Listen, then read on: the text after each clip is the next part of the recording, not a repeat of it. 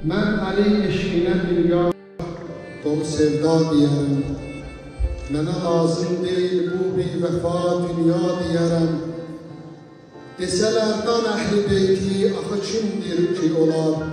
Atam Əlidir, anam Həzrət Zəhra deyərəm.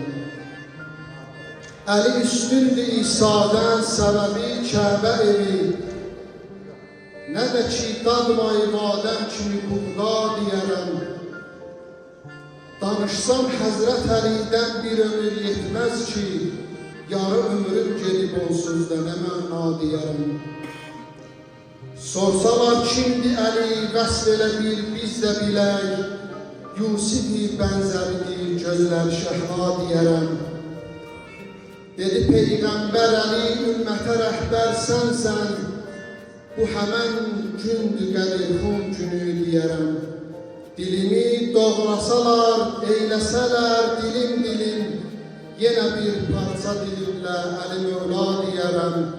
Yenə bir parça dilimlə Əli Mövla deyərəm.